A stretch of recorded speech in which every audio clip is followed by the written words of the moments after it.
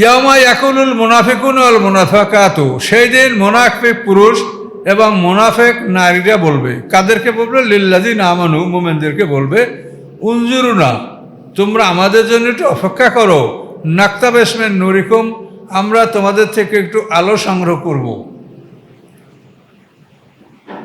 এভাবে মুনাফিক নারী পুরুষরা বলবে। তার কারণ মুনাফিকদের আলো জ্বলবে, নিবে অনেক আগাই, ওরা মোটামুটি মুমিনদের কাছাকাছি থাকবে। আচ্ছা, নাক্তাবিস মিন নূরিকুম, আমরা সংগ্রহ করে নেব তোমাদের আলো থেকে একটু আলো। কিল আরজু, তখন বলা হবে, কে বলবে সেটা উল্লেখ নাই, বলা হবে, তাদেরকে বলা হবে, ইরজিউ ওয়ারাকুম, পিছনের দিকে ফিরে যাও, ফালতামিসু নূরা, পিছন থেকে নূর সংগ্রহ করে নিয়ে আসো, সেখানে অনুসন্ধান করো, পিছনে যাও, পিছনে অনুসন্ধান করো নূর, সেখান থেকে নূর সংগ্রহ করো। এখন এই পিছন মানে দুনিয়া, এই আলো জ্বলতে হলে ওইখানে এই আলো জ্বালাবার কোনো ব্যবস্থাই নাই। একমাত্র দুনিয়ায় যারা ঈমান এনেছে, আমল করেছে, তাদের আলো জ্বলবে। এই জন্য একজন আল্লাহর পক্ষ থেকে ঘোষণাকারী ঘোষক, সে বলবে যে তোমরা আলো খুঁজছো, আলোর জন্য পিছনে যাও, পিছন থেকে আলো সংগ্রহ করে নিয়ে আসো। তখন ওরা মনে করবে যে পিছনে আলো আছে, ওরা পিছন দিকে ঘুরবে।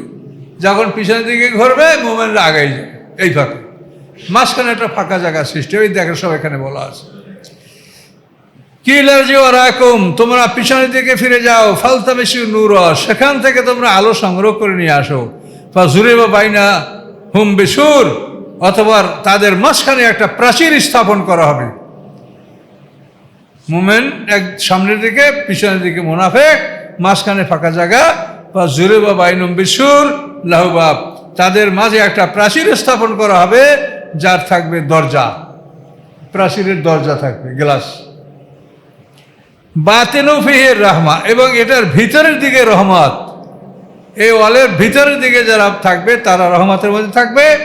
ওয়া যাহিরু মিন কিবালিল আযাব, এবং ওর বাইরে যারা থাকবে আল্লাহর পক্ষ থেকে তারা শাস্তিতে থাকবে। একটা দৃশ্য। তাহলে এই যে মাঝখানে যে একটা মানে প্রাচীর স্থাপন করা হবে, এই প্রাচীরটার নাম হচ্ছে আরাফ, উঁচু জায়গা। এই আরাফ নামে একটা সূরাই কোরআন শরীফ প্রথম দিকে কিন্তু গেছে, আরাফ। ইউনাদুনাহুম, এই মুনাফিকরা তখন ওই যে জানালা দরজা থাকবে, প্রাচীরের দরজা, ওর থেকে ওদেরকে দেখবে, মুমিনদেরকে দেখে বলবে কি, ইউনাদুনাহুম, তাদেরকে ডাক দিবে, দিয়ে বলবে, আলাম নাকুম মাকুম, আমরা কি তোমাদের সাথে ছিলাম না? মুনাফিকরা তো মুমিনদের সাথেই থাকে, তারা মুখে ঈমান আনে, নামাজ পড়ে, রোজা রাখে, কিন্তু অন্তরে আল্লাহর প্রতি বিশ্বাস নাই। অন্তর হলো চিন্তা করে যে মোহাম্মদ সাহেব মরবে কবে, তখন আমরা এর থেকে মুক্তি পাবো। মোহাম্মদ সাহেব মরলে আমি নেতা হব। আব্দুল্লাহ ইবনে উবাই সে খুব বড় নেতৃস্থানীয় লোক ছিল। আল্লাহ রাসূল হিজরতের আগে মদিনার আনসাররা তাকে মদিনার গভর্নর বানাবে, এরকম প্রস্তাব ছিল, কিন্তু আল্লাহ রাসূল হিজরত করার পরে এই প্রস্তাব ভেস্তে গেছে, তার আর গভর্নর হওয়া জোটে নেই। এখন সে সবসময় চিন্তা করতে যে মোহাম্মদ সাহেব ধ্বংস হলে আমি মদিনার গভর্নর। আর মুসলমানদের সারা থাকবে কোথায়? মদিনার সব মুসলমান হয়ে গেছে, একটা লোক কি করে অন্য দল করবে? তার দলে তো লোক নাই, কেউ নাই। এই জন্য মুসলমানও হয়েছে, ইমানও প্রকাশ করছে, কিন্তু আর ভিতরে ইমান ছিল না। ওই মুনাফিকরা বলবে, ইউনাদুনাহুম, তারা তাদের ডাক দিয়ে বলবে, আলাম নাকুম মাকুম, আমরা কি তোমাদের সাথে ছিলাম না দুনিয়াতে? কালু বালা, মুমিনরা হ্যাঁ ছিলে তো। ওয়ালাকিন্নাকুম ফাতানতুম আনফুসাকুম, কিন্তু তোমরা তোমাদের নিজেদেরকে বিপদগ্রস্ত করেছো, নিজেদেরকে নিজেরা বিপদে ফেলেছো। তোমরা মুনাফিক, তোমরা সঠিকভাবে আল্লাহর দ্বীন পালন করো নাই। তারাব্বাসতুম, এবং তোমরা অপেক্ষা করতেছিলে। এই অপেক্ষা মানে কি? যে মুহাম্মদ সাল্লাল্লাহু আলাইহি ওয়াসাল্লাম ধ্বংস হলেই আমরা মুক্তি পাবো। মুহাম্মদ সাল্লাল্লাহু আলাইহি ওয়াসাল্লাম ছেলে নাই, মেয়ে নেই, সে মরে গেলেই শেষ। ছেলে মেয়ে থাকলে একটা ভরসা থাকে যে ও মরার পরে ওর ছেলেরা সেটা নিয়ে দাঁড়াবে, তো তাও তো নাই। কাজেই ওরা বলছে যে এই লোকটা মরে গেলেই আমরা মুক্তি পেয়ে যাব। এই জন্য তারাব্বাসতুম, তোমরা দুনিয়াতে অপেক্ষা করতেছিলে যে মুহাম্মদ সাল্লাল্লাহু আলাইহি ওয়াসাল্লাম কখন ধ্বংস হবে। অর্তাবতুম, তোমরা সন্দেহ করতেছিলে। অগাররাতকুমুল আমানিয়্যু, এবং মিথ্যা আশা তোমাদেরকে ধোঁকা দিয়েছিল। মিথ্যা আশা মুহাম্মদ সাল্লাল্লাহু আলাইহি ওয়াসাল্লাম পরাজিত হবে, কোনো যুদ্ধে মারা যাবে অথবা এমনি মরে যাবে, তার বাবা অল্প বয়সে মারা গেছে আব্দুল্লাহ, কাজী মোহাম্মদ সালাম অল্প বয়সে মারা যাবে, এইসব তাদের মিথ্যা কল্পনা তাদের অন্তরে বাসা বেঁধেছিল। কথা বলতে পারছেন? গারহাত কুমুল আমানি, মিথ্যা আশা, মিথ্যা পরিকল্পনা তোমাদের মনে বাসা বেঁধেছিল যে ও তার বাবার মতো অল্প বয়সে মারা যাবে। আল্লাহ রসুলের পিতা আব্দুল্লাহ, আল্লাহ রসুল মায়ের গর্ভে থাকতে মারা গেলেন। এটা এগুলো চিন্তা করতো ওরা, যে হয়তো কোনো যুদ্ধে আল্লাহ রসুল ধ্বংস হয়ে যাবেন, নাউজুবিল্লাহ। হাত্তা যা আমরুল্লাহ, এভাবে শেষমেশ তোমাদের উপরে আল্লাহর আদেশ এসে গেল যে তোমাদের মৃত্যু আসলো, তোমাদের সময় শেষ হয়ে গেল। ও গাররাকুম বিল্লাল গারুর, আর আল্লাহর ব্যাপারে শয়তান তোমাদেরকে বড় রকমের ধোঁকা দিয়েছে। শয়তানের ধোঁকা পড়ে তোমরা এভাবে তোমার কপটতা করেছো, তোমরা মুনাফিকি করেছো। ফালিয়ামা লা ইউখাযু মিনকুম ফিদিয়া, আজকের দিনে তোমাদের থেকে কোনো ফিদিয়া গ্রহণ করা, ফিদিয়া মানে মুক্তিপণ,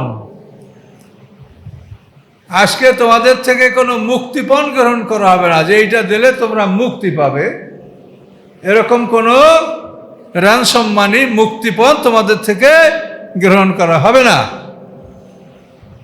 ওয়ালা মিনাল্লাযিনা কাফারু, এবং কাফেরদের থেকেও গ্রহণ করা হবে না। দুইটা, মুনাফিক এবং কাফের, দুই দলের কথা আল্লাহ বললেন। ওয়ালা মিনাল্লাযিনা কাফারু, এবং কাফেরদের থেকেও আজকের দিনে কোনো মুক্তিপণ গ্রহণ করা হবে না। অতএব মাওয়াকুমুন নার, তোমাদের ঠিকানা আগুন, হিয়া মাওলাকুম, আজকে আগুনই তোমাদের বন্ধু, আগুনই তোমাদের বন্ধু। এখন আগুন কেমন বন্ধু তা তো বোঝেন, আগুনই তোমাদের বন্ধু। বেশাল মাসির, এবং কত নিকৃষ্ট সেই ঠিকানা, সেই অবস্থান। এই যে আপনারা মসজিদে একটু হালকা গরম, এসি না হলে বসতে পারেন না, ফ্যান ছাড়া চলে না, একটু বন্ধ হয়ে গেলে কত রকমের কষ্ট। কিন্তু যদি সরাসরি আগুন হয় তাহলে সেটা কত বড় কষ্টের বিষয় হবে। এবং সেটা দুনিয়া হলে তো আমরা মরে যাব, কিন্তু ওখানে মরণ যে হবে না, দুইটা মরণ পার হয়ে গেছে, পিছনে একটা মরণ পার করে আসি, সামনে একটা মরণ পার করবে, এরপরে মরণও হবে না, তাহলে কি ভয়ঙ্কর কষ্টটা হবে ভেবে দেখেন। মাওয়াকুমুন নার, তোমাদের ঠিকানা আগুন, এবং আগুন তোমাদের বন্ধু, কত নিকৃষ্ট ঠিকানা সেই জাহান্নামের ঠিকানা। আলাম ইয়ানে লিল্লাযিনা আমানু আন তাখশা কুলুবুহুম লিযিকরিল্লাহ, এখনো কি সময় হয় নাই মোমেনদের জন্য যে তাদের অন্তর ভীত হবে আল্লাহর স্মরণে। আল্লাহর জিক্রিল্লাহ বলতে আল্লাহর স্মরণ, জিক্রিল্লাহ বলতে আল্লাহর কোরআন। তো আল্লাহ বলেন এখনো কি সময় হয় নাই মোমেনদের যে তাখশা কুলুবুহুম লিযিকরিল্লাহ, আল্লাহর জিক্র, আল্লাহর স্মরণে তাদের অন্তরটা নরম হবে। ওমা নাযারা মিনাল হক, এবং যা অবতীর্ণ হয়েছে সত্য, এই কোরআনের এতগুলি আয়াত নাযিল হয়েছে, তাতেও কি তাদের মনটা নরম হওয়ার সময় হয় নাই? এখনই কি মনটা তাদের নরম হবে না? আল্লাহ কথা বলছেন। তো এই আয়াতের ব্যাখ্যা আছে, সেটা হলো এই যে কোরআন নাযিল হওয়ার পরে আল্লাহ তাআলা অন্য কোনো আসমানি কিতাব দ্বারা ওয়াজ নসিহত এটা আল্লাহ পছন্দ করেন না। কিন্তু মুশরিকরা সবসময় এই যে আপনারা ইসরায়েলি রওয়ায়াত করেন না, ইসরায়েলি রওয়ায়াত, এটার ইসরায়েলি রওয়ায়াতটা কি? এটা হলো যে বনি ইসরায়েলদের যেসব আলেমরা ইসলাম গ্রহণ করছে তারা তো পিছনের কিতাব সম্পর্কে তাদের অনেক জ্ঞান আছে, এরা মুসলমান হয়েছে। এখন যারা মুশরিক থেকে ইসলাম গ্রহণ করছে তারা তো কিছুই জানে না, আর এরা সবসময় ওদের পিছে কথা শুনতো যে আপনারা এটা বলেন, ওইটা বলেন, তো এটা আপনাদের কিতাবে কি আছে, অন্য কি আছে, এগুলো সব তাদেরকে প্রশ্ন করতো এবং তারা জবাব দিতেন। তো এই যে বনি ইসরায়েলদের আলেমদের যে কথোপকথন, এইটাই কিন্তু ইসরায়েলি রওয়ায়াত। ইসরায়েল তেমন না যে ওখানে তারা মিথ্যে কথা বলছে বা কিছু, সেইটা কোরআনে তোলা হয়েছে বা তাফসিরে তোলা হয়েছে, এমন কোনো তাফসির নাই যেখানে ইসরায়েলি রওয়ায়াত নাই। তার কারণ জ্ঞান জিনিসটা তো বিশাল ব্যাপার। তো যারা আগের থেকে যারা আলেম ছিল তারা অনেক কিছু জানতো, আর এই মুশরিক যারা মুসলমান হয়েছে তাদের তো জ্ঞান অনেক কম ছিল। তো এই জন্য এই মুশরিকরা বলতো যে আপনারা একটু ওই আগের কিতাবে কি আছে বলেন। যেমন সালমান ফার্সির কথা তাফসিরে লেখা আছে, সালমান ফার্সিও পূর্ববর্তী আহলে কিতাব ছিলেন উনি। ওনার কাহিনী আমরা বলেছি যে আল্লাহ রসুলের পরিবারভুক্ত ছিল এই লোকটা সালমান ফার্সি। খন্দকের যুদ্ধের পরিকল্পনা যে দিয়েছেন, ইহুদির বাড়িতে সে গোলাম ছিলেন, আল্লাহ রসুলের কাছে এসে আসা পর্যন্ত 10 বার গোলাম হিসেবে বিক্রি হয়েছে, যার ইতিহাস বিরাট, আমরা এটা আলোচনা করেছি। এই সালমান ফার্সি একজন ইহুদি মানে খ্রিস্টান আলেম ছিলেন, আহলে কিতাব ছিলেন। তো ওনার কাছে বলতো যে আপনি পূর্ববর্তী কিতাবে আছে যে তা একটু বলেন। তখন সালমান ফার্সি আল্লাহ রসুলের কাছে জিজ্ঞাসা, ইয়া রাসূলুল্লাহ, ওরা আমার কাছে পূর্ববর্তী আসমানের কথা শুনতেছে, আমি বলবো কি? তখন আল্লাহ রসুল দিলেন না, বরং নিজেই কোরআনের আল্লাহ তাআলা নিজেই কোরআন থেকে কাহিনী আল্লাহ তাআলা শোনালেন। যে সূরা ইউসুফের আয়াত নাযিল করলেন, নাহনু নাকুসু আলাইকা আহসানাল কাসাসে বিমা ওহাইনা ইলাইকা, যে আপনার কাছে আমি সুন্দর কাহিনীগুলো বর্ণনা করে দিচ্ছি এই কোরআনের মাধ্যমে। পিছনের কিতাব থেকে কি শুনতে হবে? তার কারণ ওই কিতাবগুলো তো ঠিক নেই, ওগুলো আসমানি কিতাব বটে, কিন্তু ওগুলার আলেমরা ওগুলাকে নষ্ট করে দিয়েছে, ওর মধ্যে ভালো মন্দ মিশিয়ে ফেলেছে। এই জন্য আল্লাহ ওই কিতাবের কোনো নসিহত করা আল্লাহ পছন্দ করেন। এই আয়াত নাযিল হলো যে আমি তো সবচাইতে সুন্দর কাহিনী কোরআনে বর্ণনা করছি, আবার পিছন থেকে কেন শুনতে হবে? বাস চুপচাপ অনেকদিন আর তারা প্রশ্ন করেন, আবার অনেকদিন পরে আবার যে আপনি একটু আমাদেরকে ওই পিছনের আসমানের ক্ষেত্রে বলেন। তখন আবার সালমান ফার্সি আল্লাহর রসুলের কাছে প্রশ্ন করলেন। তো আল্লাহ রসুলের ব্যাপারে আল্লাহর পক্ষ থেকে অনুমতি পেয়ে তিনি বললেন, কিতাবাম মুতাশাবিহাম মাসানিয়া তাকশাইরু মিনহু জুলুদুল্লাযিনা সুম্মা তালিনু জুলুদুহুম ওয়া কুলুবুহুম মিন যিকরিল্লাহ। এই আয়াত নাযিল হলো যে এই কোরআন আয়াতাম মুতাশাবিহাম মাসানিয়া, এই কোরআনের আয়াতগুলি সামঞ্জস্যপূর্ণ, মুতাশাবিহা সামঞ্জস্যপূর্ণ, মাসানিয়া পার রিপিটেড, পুনঃ পুনঃ উদ্ধৃত করা। এগুলি যারা শোনে তাদের চামড়া শিহরে ওঠে, অন্তরটা নরম হয়ে যায়। এই দ্বিতীয়বার আয়াত নাযিল হলো, নাযিল হওয়ার পরে আবার তারা থেমে গেল যে না, শুনতে হবে না, বলতে হবে না। কিন্তু তারপরে তৃতীয়বার যখন তারা আবার প্রশ্ন করলো যে পূর্ববর্তী কিতাব থেকে বলেন, তখন এই শেষবারের মতো এই আয়াত নাযিল হলো যে এখনো কি তাদের অন্তরটা নরম হওয়ার মতো সময় হয় নাই যে এত কিছু নাযিল করা হয়েছে, তারপরও তারা পিছনের কিতাবের কথা শুনবে? এটা কেন? অথচ অনেক আলেমুল্লাহ কিন্তু এই পিছনের কিতাব, এই বাইবেলে কি আছে, গীতায় কি আছে, অমুক কি আছে, এগুলো অনেকে বলেন এবং শ্রোতারাও খুব মজা করিয়া শোনে যে হুজুরের তো অনেক জ্ঞান আছে, অনেক বিভিন্ন ধর্মগ্রন্থ সম্বন্ধে তার অভিজ্ঞতা আছে, কিন্তু ওই ধর্মগ্রন্থের কথাগুলা কোনো গ্যারান্টি নেই। কাজে গ্যারান্টি নাই, এই জন্য ওইগুলো শুনতে আল্লাহ রসুল নিষেধ করছেন, বর্ণনা করতেও নিষেধ করেছেন। কাজে গ্যারান্টি থাকাটা, আপনি যেটা শুনবেন সেটার গ্যারান্টি থাকতে হবে। এখন আল্লাহ বলেন, ওলা ইয়াকুনু কাল্লাযিনা উতুল কিতাব মিন ক্বাবলু, মুসলমানদের কথা বলছে, এরা যেন ওই রকম না হয় ইতিপূর্বে যাদেরকে কিতাব দেওয়া হয়েছিল তাদের মতো যেন এরা না হয়। কি হয়েছিল তাদের? ফাতাওয়ালা আলাইহিমুল আমাদু, তাদের উপরে কাল লম্বা হয়েছিল। কাল লম্বা মানে অনেক হায়াত পেয়েছে, তারা অনেক বয়স পেয়েছে। এই বয়স পাওয়ার ফলে কি হয়েছে? ফাকাসাত কুলুবুহুম, তাদের অন্তর শক্ত হয়ে গেছে। কাজে পিছনের আহলে কিতাবরা অনেক বয়স পেয়েছে, এই অনেক বয়স পাওয়ার ফলে তাদের অন্তরটা শক্ত হয়ে গেছে। মুসলমানদের যেন এটা না হয়, এই জন্য কিন্তু উম্মতে মুহাম্মাদির হায়াত কম। বেশি দিন হায়াত থাকলে মানুষ বেপরোয়া হয়ে যায়। মানুষ কি হয়েছে, আমার 50-60 হয়েছে, 200-500 বছর বাঁচবো, তারপর যা হবে। এই ফলে মানুষের মধ্যে মানে অন্তরটা শক্ত হয়ে যায়। এই জন্য আল্লাহ বলেন যে তাদের মতো যেন এরা না হয় যাদের উপরে কাল দীর্ঘ হয়েছে, দীর্ঘকাল তারা বেঁচেছিল। বা কাসাত কুলুবহুম, ফলে তাদের অন্তর, হৃদয়টা শক্ত হয়ে গেছে। বা কাসীরুম মিনহুম ফাসিকুন, এবং তাদের অধিকাংশ তারা ফাসেক হয়ে গেছে। কাজে এরকম যেন মুসলমানদের অবস্থাটা না হয়। এলামু, জেনে রাখো, আন্নাল্লাহ ইউহিল আরদা বা'দা মাউতিহা, আল্লাহ বলেন জেনে রাখো, নিশ্চয়ই আল্লাহ তাআলা এই পৃথিবীকে জীবিত করেন তার মৃত্যুর পরে। এই পৃথিবী রৌদ্রে মরে যায়, পৃথিবীর মধ্যে কোনো জীবন শক্তি থাকে না, পৃথিবী কিছু উৎপাদন করতে পারে না, সে মরা। তা আল্লাহ তাআলা বৃষ্টি বসায় আবার পৃথিবীকে সজীব করে তোলেন। বৃষ্টি বসাইলে পৃথিবীর মধ্যে আবার জীবন সঞ্চারিত হয়, সমস্ত দানা ফুটে বের হয়।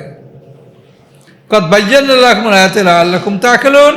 আল্লাহ বলেন, নিশ্চয়ই আমি আয়াতগুলি তোমার জন্য স্পষ্ট বর্ণনা করে দিচ্ছি যাতে তোমরা বুঝতে সক্ষম হও। তার কারণে এই বৃষ্টির কথাটা বারবার বলছেন।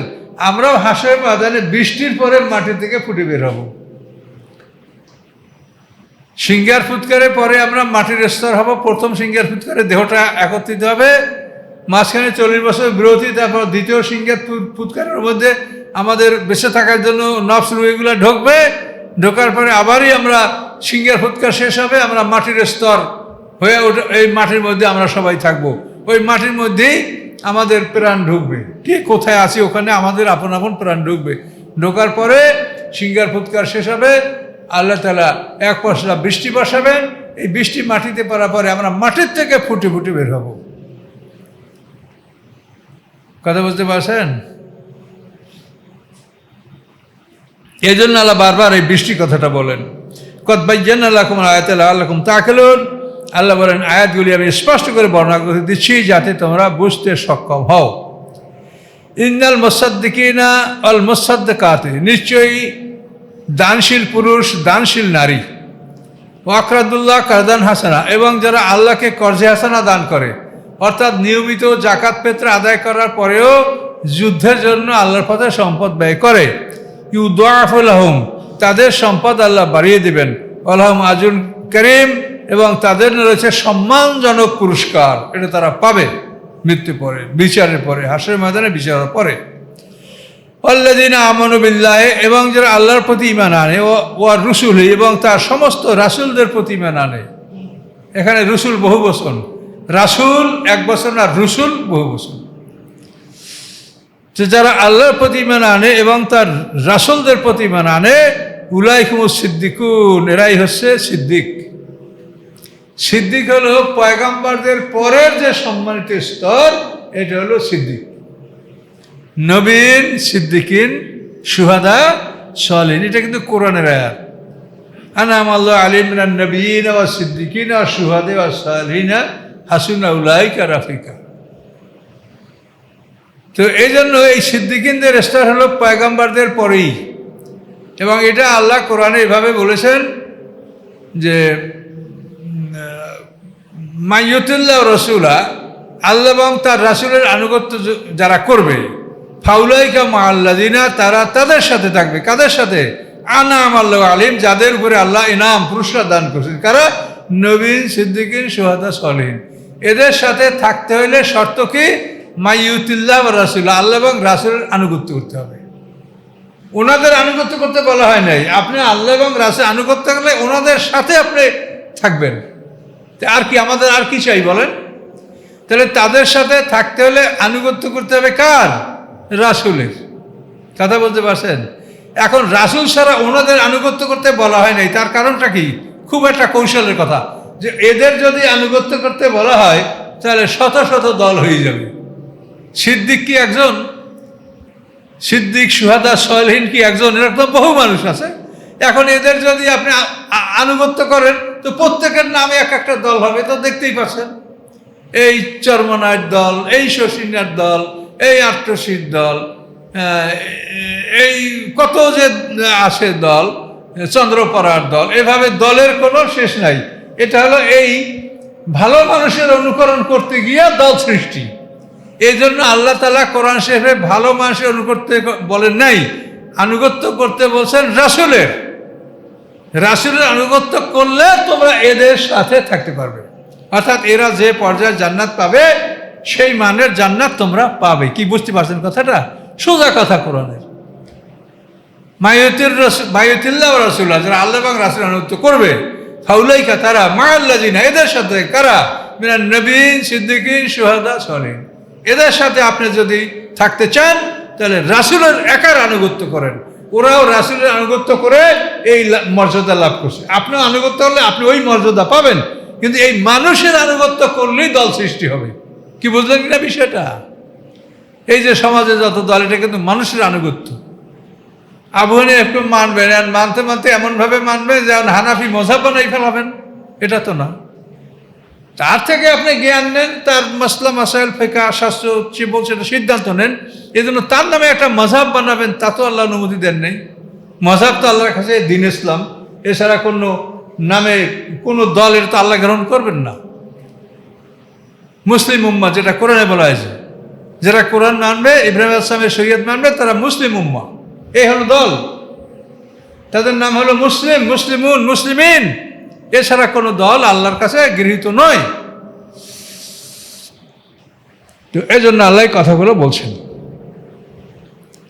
আল্লাযীনা আমানু বিল্লাহি ওয়া রাসূলিহি, যারা আল্লাহর প্রতি ঈমান আনে এবং তার রাসূলদের প্রতি ঈমান আনে, উলাইকা হুমুস সিদ্দিকুন, এরা সিদ্দিক, অর্থাৎ নবীদের পরে সম্মানিত স্তর হলো সিদ্দিক, সত্যবাদীদের। আবু বকর সিদ্দিক, এই জন্য আবু বকরকে সিদ্দিক উপাধি দেওয়া হয়েছে, যে নবীদের পরেই এই সম্মানটা, এই জন্য আবু বকরকে বলা হয়েছে সিদ্দিক। শুহাদা, এবং এই লোকগুলি হবে হাসরের ময়দানে সাক্ষী। হাসরের ময়দানে আমরা অন্যান্য উম্মতের উপরে সাক্ষী হব। নূহ আলাইহিস সালাম এত কষ্ট করেছেন, হাসরের ময়দানে উম্মতরা বলবে যে উনি আমাকে দাওয়াতই দেয়নি। তখন আমরা সাক্ষী দেব যে নূহ আলাইহিস সালাম 950 বছর পর্যন্ত উম্মতকে দাওয়াত দিছে। ওরা বলবে যে এরা আমাদের জুনিয়র, এরা আমাদের সাক্ষী দেয় কীভাবে? তখন আমরা বলবো যে আল্লাহর কোরআনে এই কথা লেখা আছে, ফালাবেসা ফিহিম খামসিনা ইল্লা ফালাবেসা ফিহিম আলফা সানাতেন ইল্লা খামসিনা আম্মা, যে 50,000 বছর নূহ আলাইহিস সালাম তাদের মধ্যে দাওয়াত দিয়েছিল। কোরআনে বলা আছে, আমাদের কাছে কোরআন আছে, এই কোরআন দ্বারা আমরা তোমাদের বিরুদ্ধে সাক্ষী দিচ্ছি। এবার আবার আমাদের রাসূল এসে আমাদের সাক্ষীটাকে কনফার্ম করবে যে হ্যাঁ, এদেরকে আমি এটা বলেছি, কাজে এরা সত্য বলছে। এই জন্য আল্লাহ বলেন, তাহলে তোমরা কি হবে? আল্লাহ এবং তার রাসূলের উপর ঈমান আনলে তারা হবে সিদ্দিক, তারা হবে সাক্ষী।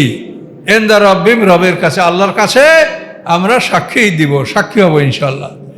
লাহুম আজরুমা নূরহুম, এই মানুষের জন্য হবে তাদের পুরস্কার এবং এরা পাবে তাদের আলো। পুরস্কার পাবে আল্লাহর কাছে হাসরের ময়দানে, এরা আলো প্রাপ্ত হবে। আল্লাযীনা কাফারু ওয়া কাযযাবু বিআয়াতিনা, এবং যারা অবিশ্বাস করে আল্লাহকে, তার রাসূলকে, ওয়া কাযযাবু বিআয়াতিনা, এবং যারা অস্বীকার করে আমার আয়াতগুলিকে, উলাইকা আসহাবু জাহিম, এরা জাহিমের অধিবাসী হবে। পরিষ্কার কথা আল্লাহ বলেছে। এই জন্য আল্লাহর প্রত্যেকটা আয়াতকে আমাদের সঠিকভাবে মানতে হবে, বোঝার চেষ্টা করবে, আমল করার চেষ্টা করবে। বলুন আল্লাহুম্মা আমিন। আল্লাহ আমাদেরকে তৌফিক দান করে। এ বন্ধ থাকলো, আজকে শেষ হবে না, সূরা অনেক বড়।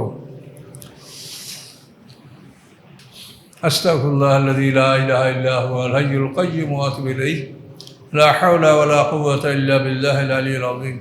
আল্লাহুম্মা সাল্লি আলা মুহাম্মাদ ওয়া আলা আলি মুহাম্মাদিন কামা সাল্লাইতা আলা ইব্রাহিম ওয়া আলা আলি ইব্রাহিম ইন্নাকা হামিদুম মাজিদ। আল্লাহুম্মা বারিক আলা মুহাম্মাদ ওয়া আলা আলি মুহাম্মাদিন কামা বারাকতা আলা ইব্রাহিম ওয়া আলা আলি ইব্রাহিম ইন্নাকা হামিদুম মাজিদ। আল্লাহুম্মা আমিন। ربنا ظلمنا أنفسنا وإن لم تغفر لنا وترحمنا لنكونن من الخاسرين. ربنا لا تزغ قلوبنا بعد إذ هديتنا وهب لنا من لدنك رحمة إنك أنت الوهاب. ربنا لا تؤاخذنا إن نسينا أو أخطأنا.